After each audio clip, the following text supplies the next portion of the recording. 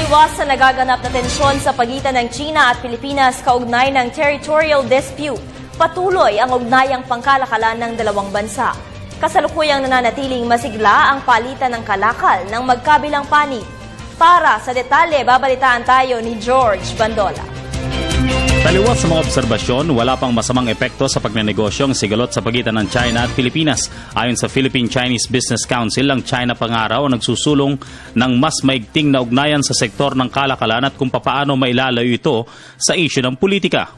I don't think that from the private sector side, it is as bad as what the think tank would like that to happen. Because business goes on as usual.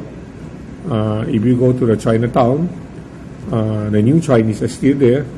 They're very much still in business. So that's how I will look at it. Maliban sa teritoryo, ayon sa PCBC, hindi nito apektado maging ang mga interes ng China sa bansa. Mga interes mula sa small and medium enterprises hanggang sa pagiging part owner ng National Grid Corporation. Here in the Philippines, definitely we accepting anybody who would have the courage to go this far to invest. Most of that now we have this Bansang Moro, and a lot of people are thinking that there's a lot of opportunity. But business, between businessmen, we don't like to create enemy. We like to have as much friend as possible. Because business like politics, it's positive, it's additional. Sa katunayan, sabi ng Philippine Exporters Confederation, nagtapos sa positibong resulta ang Philippine export sa China noong nakarang taon kahit pa mainit na ang territorial dispute. There was a time that 34% in the 90s of our export goes to US. Ngayon, hardly 10%. So in short, hindi na major player ang US ngayon. Anong major natin? Well, ang last year, nag-lead yata Japan. And China, Greater China is the bigger one, no?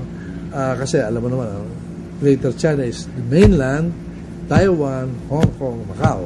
Pag pinagsama-sama mo yun, definitely they're the biggest. Bagamat hindi na ito kasing lakas ng Philippine export noong dekada 90, major market pa rin may tuturing daw ang China lalo na sa ating electronics at agriculture products, lalo na nang magkaroon ng recession sa Amerika at Europe. There was a time na sinasabi natin, mas maraming import natin kasi flooded yung market na. Pero mga consumer good na mumurahin to eh. On the overall talaga, net exporter tayo sa China. So, yun ang, ngayon, humina na yan. Kasi sila ang pumikat. Para sa Telebisyon ng Bayan, George Bandola.